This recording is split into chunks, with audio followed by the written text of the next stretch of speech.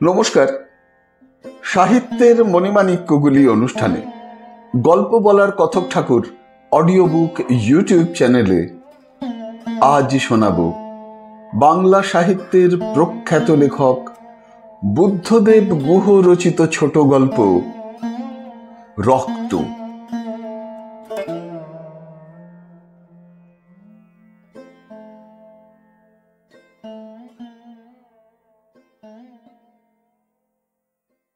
Word বয়টি বলল, খেয়ে ফেলুন।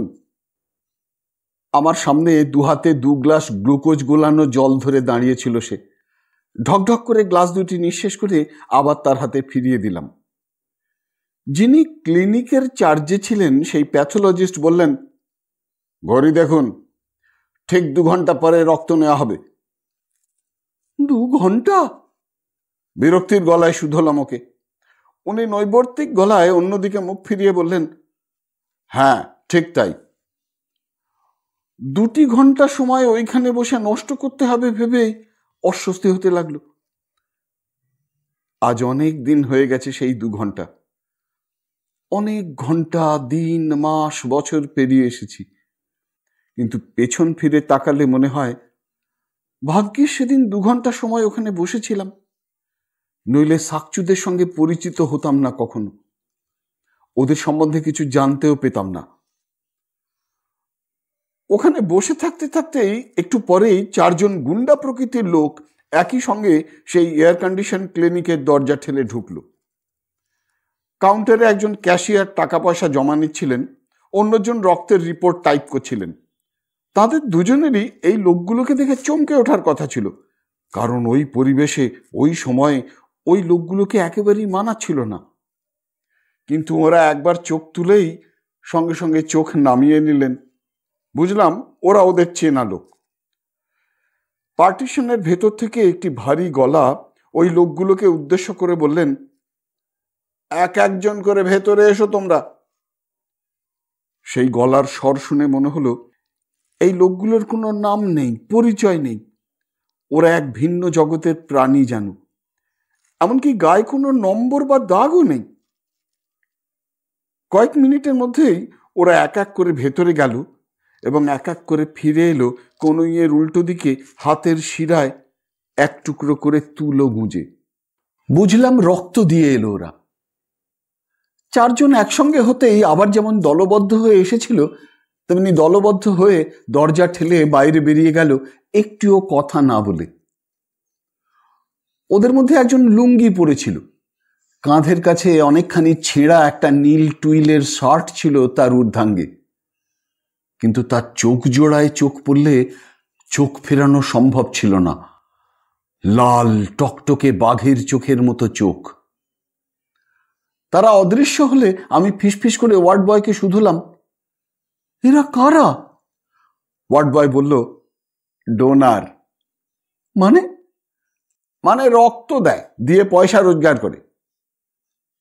পয়সার জন্য রক্ত দেয়? হ্যাঁ, আজ তো শনিবার, রেসের মাঠে যাবে ওরা আজ। ওই লুঙ্গি পরা লোকটার নাম কি? নিয়মিত রক্ত দিয়েও ওই রকম গুন্ডার মতো চেহারা রাখে কি করে ও? চোখের দিকে তাকালে মনে হয় গিলে খাবে। ওয়ার্ড বয় হাসলো, বলল, ওরা ওরকমই। ও গুরুদেব, ওর নাম সাকচু সিং, ও গুন্ডা সর্দার। কত পায় রক্ত দিয়ে? যতবার দেয় ততবার 26 টাকা ওরা, আর সাকচু অনেক বেশি, কারণ ওর নেগেটিভ। নেগেটিভ মানে? আমি বললাম। ওয়ার্ড বয়টি বলল, মানে নেগেটিভ গ্রুপের রক্ত। ও, কিন্তু এতেই চলে যায়? রোজ তো আর রক্ত দিতে পারে না। রোজ দেয়ও না, মাঝে মাঝে দেয়, বাদ বাকি সময় পকেট মারে, ছিনতাই করে, মদ খায়, লোকের পেটে চাকু চালায়, কি করে না। তারপরই বলল, আপনার পকেটে হাত দিয়ে দেখে নিন একবার, সব ঠিকঠাক আছে তো? তাড়াতাড়ি বুক পকেটে হাত দিয়ে দেখলাম, প্রেসক্রিপশন, টাকা সব বুক পকেটেই রেখেছিলাম। না, ঠিকঠাকই আছে। বসে থাকতে থাকতে 2 ঘন্টা হয়ে গেল।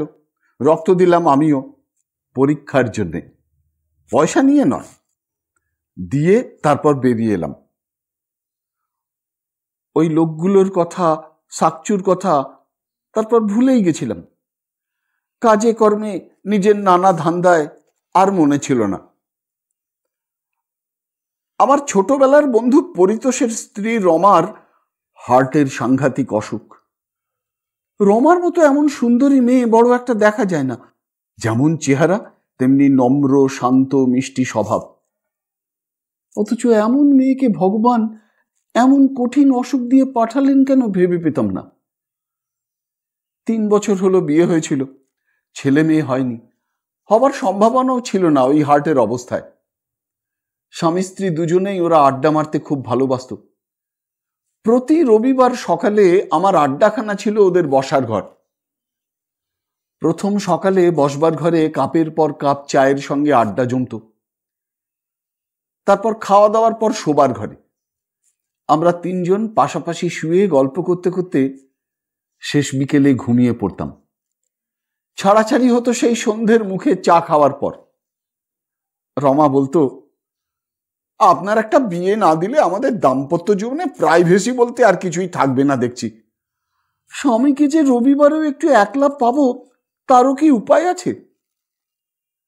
আমি হাসতাম, বলতাম, আমার বন্ধুর মতো কৃতি ছেলেকে বিয়ে করেই আপনার হার্ট অকেজো।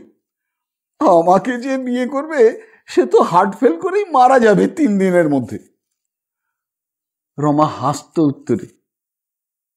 রমার হাসিটা ছিল ভারী বুদ্ধিদীপ্ত ও মিষ্টি। পরিতোষ বর্তমানে আইবি ডিপার্টমেন্টের অফিসার। ওর কাজের কোনো সময় অসময় ছিল না, ছিল না ছিঁড়ি ছাঁদো। যখন তখন যার তার বাড়ি হানা দিতে হতো। হানা দিয়ে অনেক সময় নিজেদের এবং কিছু সময় যাদের বাড়ি হানা দিত তাদেরও অহেতুক বিব্রত করত। রমা এ নিয়ে হাসাহাসি করত। পরিতোষ বলতো, আইপিএসদের সকলকেই এই আনপ্লেজেন্ট কাজের মধ্যে দিয়ে যেতে হয় জীবনের কোনো না কোনো সময়। উপরতলায় ওঠার সিঁড়ি কি সবসময় মোজাইক টাইলসের হয়? এক বৃহস্পতিবার এই ফোন পেলাম পরিতোষের কাছ থেকে যে রমার অবস্থা হঠাৎই বিপজ্জনকভাবে খারাপ হয়ে গেছে। নার্সিংহোমে রিমুভ করেছে কাল, ক্রিটিক্যাল কন্ডিশন। শনিবার সকালে ওর অপারেশন হবে, এছাড়া নাকি কোনো উপায়ই ছিল না। কলকাতার খুব নামজাদা নার্সিংহোমেই ভর্তি করেছে রমাকে। বাঁচা মরা একেবারে ভগবানের হাতে। কলকাতাতেও এরকম অপারেশন নাকি বড় একটা হয় না, হচ্ছে তাই হই হই পড়ে গেছে পুরো নার্সিংহোমে, এমনকি ডাক্তার মহলেও। রমাকে দেখতে গেলাম সেদিনই অফিস ফিরতা। ওকে নার্সিংহোমের দুধ সাদা বিছানার উঁচু বালিশে হেলান দেওয়া অবস্থায় আরো সুন্দর দেখাচ্ছিল। ও চাঁপা ফুল খুব ভালোবাসে, ওর জন্যে চাঁপা ফুলের তোড়া নিয়ে গেছিলাম। রমা ফুলগুলো নিয়ে বলল, রবিদা, এবার আপনাকে বিয়ে করতেই হবে। আপনার জন্যে নয় বলেই পরিতোষের দিকে চেয়ে বললে, ওর জন্যে। আপনার বউ যেন আপনাদের দুজনেরই হয়। আমার অনুরোধে পাণ্ডব হবেন আপনারা। পরিতোষ চাপা ধমক দিল। ঘর ভর্তি রমা ও পরিতোষের আত্মীয় স্বজনরা ছিলেন, তারাও বিব্রত হলেন। আমি বললাম, আমি বাইরে আছি, কেমন? যাওয়ার আগে দেখা করে যাব। নার্সিংহোমের করিডোরে দাঁড়িয়ে ভাবছিলাম, প্রত্যেক মানুষেরই হৃদয় থাকে, কিন্তু রমার মতো নরম, সহানুভূতিশীল, সংবেদনশীল মেয়ের হৃদয় নিয়েই কাটা ছেঁড়া কেন? ভগবান লোকটার সেন্স বলে কোনো পদার্থ নেই। শনিবার ছিল, অফিস ছুটি নিলাম। সকাল 7টার মধ্যেই নার্সিংহোমে এসে হাজির হলাম। পরিতোষ স্বাভাবিক কারণেই খুব নার্ভাস হয়ে পড়েছিল, আমিও হয়েছিলাম, কিন্তু ওকে বল দেওয়ার জন্যে হয়নি যে তা প্রমাণ করার চেষ্টা করছিলাম। অপারেশন আরম্ভ হবে সকাল 8টায়, শেষ কখন হবে ঠিক নেই। এই অপারেশনে নাকি 10-12 ঘন্টা লাগে। নার্সিংহোমে পৌঁছানোর সঙ্গে সঙ্গেই পরিতোষ বলল, একটা খুব গোলমাল হয়েছে বুঝলি। ওর গলার স্বরে চিন্তা ঝরে পড়ল। আমি বললাম, কি? রমার ব্লাড নেগেটিভ গ্রুপের, যদিও এখানে ওদের যথেষ্ট স্টক আছে, তবুও যদি কম পড়ে। আমার রক্ত পরীক্ষা করালাম, পজিটিভ, রমার সঙ্গে মিলবে না। আমি বললাম, আমারটা পরীক্ষা করে নিতে বল। পরিতোষ মনে মনে খুশি হলেও একটু সংকোচের সঙ্গে বলল, তুই রমার জন্য রক্ত দিবি? যদি অনেক রক্ত লাগে? পরিতোষ জানে না, রমা পরিতোষের স্ত্রী বলে আমার যেমন আনন্দের শেষ নেই, দুঃখেরও নেই। আজ রমার জীবন সংশয় না হলে আমি কখনো বুঝতে পারতাম না হাসি ঠাট্টা আড্ডার মধ্যে দিয়ে কোন মুহূর্তে কেমন করে রমাকে আমি ভীষণ ভালোবেসে ফেলেছি। আজ সকালে রমার জন্য কিছুমাত্র করতে পারার সম্ভাবনাও আমাকে মনে মনে দারুণ খুশি করে তুলেছে। আমি দেখতে ভালো না, সাধারণ চাকরি করি, চালচুলো নেই, কিন্তু আমি তো বদলে কিছু চাইনি রমার কাছ থেকে, শুধু ভালোবাসতেই চেয়েছি। ভালোবাসার বোধটা যে এত গভীর, এত গাঢ়, নিজের রক্তের চেয়েও গাঢ়, এই মুহূর্তের আগে কখনো যেন বুঝতে পারিনি। আমার রক্ত পরীক্ষা করলো যখন ওরা, তখন আমার কেবলই মনে হচ্ছিল আমার গ্রুপ যেন নেগেটিভ হয়, যেন রমার জন্যে, রমার কারণে আমি রক্ত শূন্য হয়ে নীল হয়ে যেতে পারি। হঠাৎ এমন ভাবনাতে নিজেই আশ্চর্য হলাম। আজকের পৃথিবীতে উঁচু ঘোড়ায় চড়ে খোলা তলোয়ার হাতে নিয়ে শিভালরি দেখাবার কোনো উপায় নেই। পুরুষের পুরাকালীন সহজে দৃশ্যমান সমস্ত শিভালরি আজ এমনই ছোট ছোট টুকরো টুকরো সূক্ষ্মাতি সূক্ষ্ম ক্ষণস্থায়ী ও ক্ষণজন্মা অনুভূতিতে ছড়িয়ে গেছে।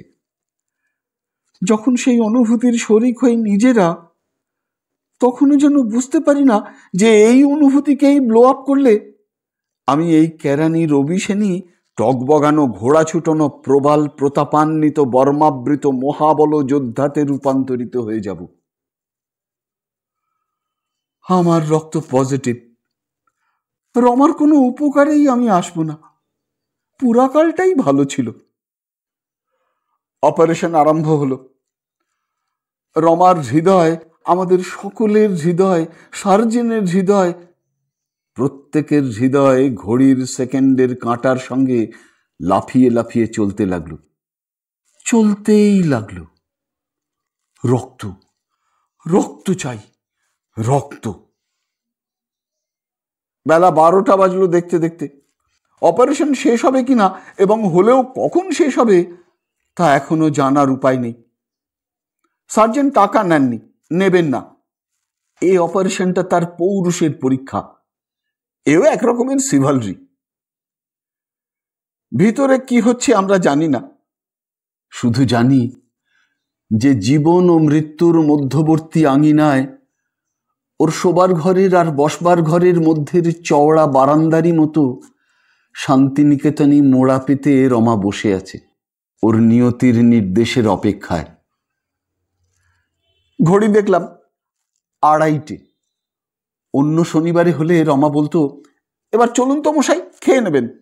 আপনার জন্য কি আমার বরের গ্যাস্ট্রিক আলসার হবে?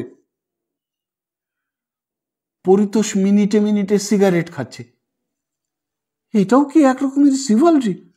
না সিভালরি দেখাবার কিছুমাত্র না করতে পারার গ্লানি থেকে মুক্ত হবার পথ? ওর আঙুলগুলো হলুদ হয়ে গেছে পুড়ে। বললাম, কি করছিস কি? ও বিড়বিড় করে বললে, কিছু তো করতে হয় একটা। মাঝে মাঝে অপারেশন থিয়েটারের দরজা খুলছে। সাদা অ্যাপ্রন পরা অ্যাসিস্ট্যান্ট একটাই শব্দ ছুঁড়ে মারছেন আমাদের দিকে, রক্ত। বারে বারে আমরা দৌড়ে যাচ্ছি, এক এক বোতল কিনে আনছি। নার্সিংহোমে 8 বোতল নেগেটিভ রক্ত ছিল, সব শুদ্ধ। ওরা বললেন, আরো রক্তের দরকার হলে কিন্তু এখন থেকেই বন্দোবস্ত করুন, পুরো কলকাতা শহর ঢুঁড়েও চট করে নেগেটিভ রক্ত পাওয়া মুশকিল। পরিতোষ ব্যাংক থেকে অনেক টাকা তুলেছে। বুক পকেট ভারী টাকায়, বেদনায়, চিন্তায়। আমার 2 হাতের পেশি ও ঘাড়ের পেশি ফুলে উঠেছে, উত্তেজনায়, রক্ত চাই, নেগেটিভ। এখন আমি মানুষ খুন করতেও পারি, রমাকে বাঁচানোর জন্য রক্ত চাই। পরিতোষ বলল, একটা ট্যাক্সি নিয়ে ব্লাড ব্যাংকে যাবি, গাড়িটা রেখে যা, কখন কি হঠাৎ দরকার হয়। আমি হঠাৎ বলে উঠলুম, সাকচু সিং। পরিতোষ অবাক ও বিরক্ত গলায় বললে, সে কি? আমি উত্তর না দিয়ে বললাম, দাঁড়া, বলেই দৌড়লাম। পরিতোষ বলল, টাকা নিয়ে যা। আমি বললাম, টাকা আছে, আমিও কাল টাকা তুলেছিলাম। দৌড়তে দৌড়তে মনে বলে বললাম, তুই না হয় বড় লোক, আমি না হয় গরিবই, কিন্তু রমা কি আমার কেউই নয়? তোর বউ বলেই কি ও তোরই একার? সমস্তটুকু রমাই কি তোর? আমার কি ও একটুও নয়? আমাকেও কিছু একটা করতে দে পরিতোষ, প্লিজ প্লিজ পরিতোষ। এটা আমার আনন্দ, তোর বা রমার কাছ থেকে যা পেয়েছি পাই তাতেই আমি সুখী। এটা পাওয়ার ব্যাপার নয়, দেওয়ার ব্যাপার। আমাকে ভুল বুঝিস না ভাই, রমার জন্য কিছু মাত্র করতে পারলে বড় ভালো লাগবে আমার। নিজেই বললাম, নিজেই শুনলাম। পরিতোষ জানতেও পেল না, ভাগ্যিস পেল না, পেলে লজ্জিত হতাম। ট্যাক্সিওয়ালা বলল, কাহা? আমি চমকে উঠলাম, বললাম, সাকচু সিং। क्या? ট্যাক্সিওয়ালা ধমকালো আমাকে। আমি বললাম, পার্ক স্ট্রিট। সেদিনও ক্লিনিকে ক্যাশিয়ার বাবু, টাইপিস্ট বাবু কাজ করছিলেন। আমি ঝড়ের মতো দরজা ঠেলে ঢুকে বললাম, ওদের ঠিকানা জানেন? ক্যাশিয়ার বাবু পেন্সিল হাতে শামুকের মতো ধীরে ধীরে একটা বিলের টোটাল দেখছিলেন। আমি ধমকে বললাম, ক্যালকুলেটর কেনেন না কেন আপনারা? ক্যাশিয়ার বাবু চমকে চোখ তুলে তাকাতেই বললাম, ওদের ঠিকানা? কাদের? উনি বিরক্ত ও রাগী গলায় বললেন। বললাম, সাকচু সিং এর, ভীষণ দরকার। আমার বেএখতিয়ারের ধমকে উনি চটে গেছিলেন, বোধহয় দিতেন না। টাইপিস্ট বাবু আমার চোখে তাকিয়ে ব্যাপারটার গুরুত্ব বুঝলেন। ঠিকানাটা পেলাম, বেকবাগান। ট্যাক্সি, বেকবাগান। সাকচু সিং বস্তির উঠোনের মধ্যে খাটিয়াতে হাঁটুর ওপর লুঙ্গি তুলে বসে একটা নেড়ি কুকুরকে কোলে নিয়ে আঠালি বাচ্ছিল। দড়াম করে দরজা পড়তেই বলল, কौन বে? আমি হাঁপাতে হাঁপাতে বললাম, ভাই, এক औरत की जान बचाना है। সাকচু সিং অনেকক্ষণ পূর্ণ দৃষ্টিতে আমার দিকে চেয়ে থাকলো, তারপর হাসলো, অদ্ভুত হাসি। বলল, तुम गलत गली में आया यार, यहाँ जान लेने का मामला लेके आया करो, जान बचाने का नहीं। আমি বললাম, आपका खून नेगेटिव, एक जवान खूबसूरत औरत की जान बचाना है, बड़ा भारी ऑपरेशन चल रहा है। সাকচু সিং একটা বড় আঠালি কুকুরটার ঘাড় থেকে ক্যাজুয়ালি তুলে খাটিয়ার পায়ায় আরো ক্যাজুয়ালি টিপে মারল। ঘন কালো রক্ত বেরোলো আঠালিটার শরীর থেকে, ওর আঙুলেও রক্ত লাগলো। সাকচু সিং আঙুলটা আমার দিকে তুলে বলল, खून सिर्फ खून ही होता है, उसमें खूबसूरती का सवाल क्या? सभी खून लाल होता है, मर्द की, औरत की, कुत्ते की, खटमल की। बोलम, चलिए, मेहरबानी करके चलिए, टैक्सी खड़ा है। সাকচু সিং আমার অহেতুক আত্মবিশ্বাস ও হয়তো ধৃষ্টতাও দেখে আমার দিকে কিছুক্ষণ অবাক চোখে চেয়ে থাকলো, তারপর বলল, सचमुच जान का सवाल? বললাম, सचमुच। সাকচু মুখ নিচু করে কি ভাবলো একটু, তারপর বলল, तब चलिए। আমি বললাম, कितना रुपया? সাকচু সিং একরাশ কালো আবিরের মতো আমার মুখময় ঘৃণা ছুড়ে দিয়ে বলল, मैं आदमी हूं, जानवर नहीं। নার্সিংহোমে সাকচু সিংকে সঙ্গে নিয়ে ফিরে আসতে আসতে ভাবছিলাম, দিনের মধ্যে কত রক্তই চোখের সামনে নষ্ট হয়। মাছের রক্ত, খাসির রক্ত, ডাস্টবিনে ফেলে দেওয়া ন্যাপকিনে লেগে থাকা রক্ত। পৃথিবীতে এত রক্তারক্তি, কিন্তু রমাকে বাঁচাবার জন্য রক্ত পাওয়ার এত অসুবিধে। ভাবলাম, রমার মতো যারা অসামান্য, তাদের বোধহয় আনকমন নেগেটিভ রক্ত দিয়েই পাঠান ভগবান। নার্সিংহোমে পৌঁছেই প্যাথোলজি ডিপার্টমেন্টে বললাম, ডোনার এনেছি। ওরা মুখ চুন করে বসেছিলেন। সব রক্ত শেষ হয়ে গেছে। পরিতোষ পাগলের মতো ছুটে গেছে রক্তের খোঁজে। প্যাথোলজি ডিপার্টমেন্টের অ্যাসিস্ট্যান্ট সাকচু সিংকে দেখে ওর সামনেই বললেন, ভেনারেল ডিজিজ নেই তো? সাকচু সিং বলল, नहीं नहीं, मेरा खून सच्चा है, मैं सच्चा हूं। রক্ত পরীক্ষা হলো, নেগেটিভ। কিন্তু তারপরেই উনি বললেন, এখনো কত বোতল রক্ত লাগবে কে বলতে পারে? ও একা দেবে কি করে? মরে যাবে তো। সাকচু সিং হাসল, বলল, মেরি মত। তারপর একটু চুপ করে থেকে স্বগতোক্তির মতো বলল, মেরি মত ইতনি আসানি সে নেই। তারপরে হাত বাড়িয়ে দিয়ে বললে, লিজিয়ে খুন, কিতনা চাহিয়ে। সাকচু সিং এর রক্তে দেখতে দেখতে বোতলটা ভরে উঠতে লাগলো। ঘন কালচে লাল রক্ত। গুন্ডা বদমাশদের রক্তের রং কি আলাদা ভাবছিলাম আমি। এমন সময় পরিতোষ দৌড়ে এসে ঘরে ঢুকলো, দু বগলে দু বোতল রক্ত নিয়ে। হাঁপাতে হাঁপাতে বলল, আর পাওয়া গেল না, যাবে না। পরক্ষণেই সাকচু সিংকে দেখে আমার দিকে চেয়ে নাক ছিটকে বললে, এ কি, এর রক্ত রমার শরীরে যাবে? এমন ভাবে বলল কথাটা যেন সাকচু সিং রমার শ্লীলতাহানি করেছে। সাকচু সিং শুয়ে শুয়ে রক্ত দিতে দিতেই বলল, खून सब बराबर होता है साहब, गरीबों, अमीरों, बदसूरत, खबसूरत, सभी का बराबर। পরিতোষ শকড হলো কথাটা শুনে। বোতল দুটো পৌঁছতে গেল অপারেশন থিয়েটারে। সেখান থেকে খবর নিয়ে ফিরল, আরো রক্ত হলে ভালো হয়। এক বোতল রক্ত দিয়ে উঠে বসলো সাকচু সিং, বলল, जरूरत होगी तो फिर लीजिएगा, मैं तैयार हूं, जान कबूल। তারপর আমার দিকে ফিরেই ফিস ফিস করে বলল, आपसे और ये खूबसूरत मरीज से मोहब्बत है ना?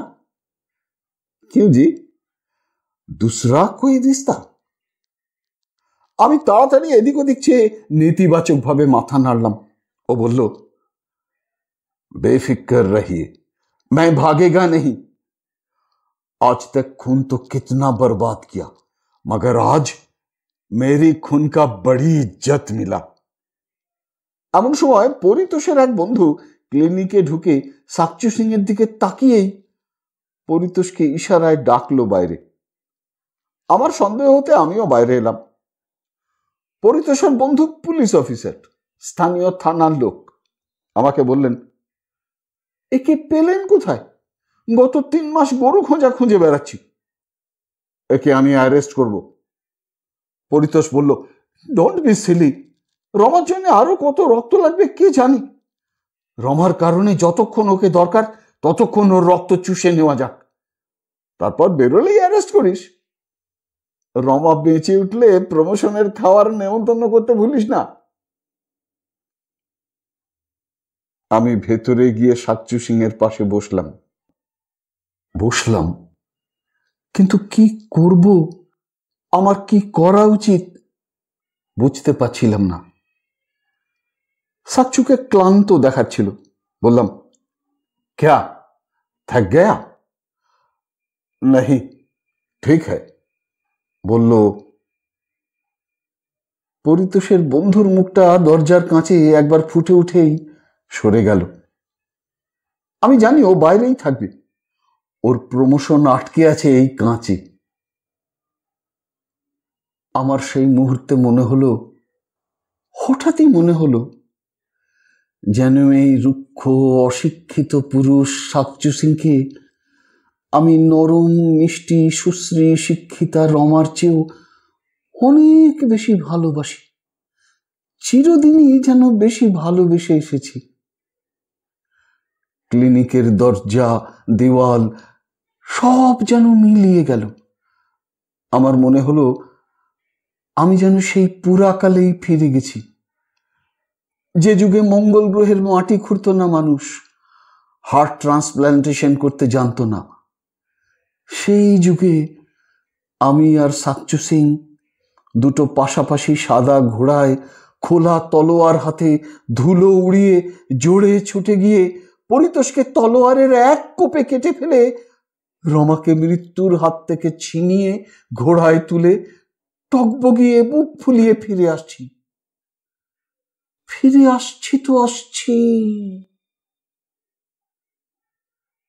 পরিতোষের বড় শালা দরজা খুলে এসে আমাকে উত্তেজিত হয়ে বললেন, অপারেশন সাকসেসফুল, খুব সম্ভব রমা বেঁচে যাবে এই যাত্রা। বলেই সাকচু সিং এর রক্তের বোতলটা উনি নিয়ে গেলেন রমার জন্য।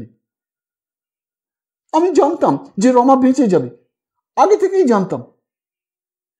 ভাবলাম আমি, ভেবে একটা শুঁয়োপোকার মতো নিজের উপরই নিজে ঘৃণায় বেঁকে গিয়ে সাকচু সিং এর দিকে একটা সিগারেট এগিয়ে দিলাম, বড় ভালোবাসার সঙ্গে, গভীর কৃতজ্ঞতার আঙুলে। সাকচু সিং যখন সিগারেটটা ধরালো, যখন আগুনটা এক এক লাফে নিচে নামতে লাগলো, তখন আমার মনে হলো যে সিগারেটটার সঙ্গে আমি আমার হৃদয়ের মধ্যে যা কিছু শুদ্ধ পবিত্র সৎ উপাদান ছিল, তার সব কিছুর সঙ্গে কোনো কটুগন্ধ তামাকেরই মতো অতি দ্রুত পুড়ে যাচ্ছি। ভাবছিলাম সাকচু সিং ভুল বলেছিল, একেবারেই ভুল। রক্তে রক্তে অনেকই তফাৎ।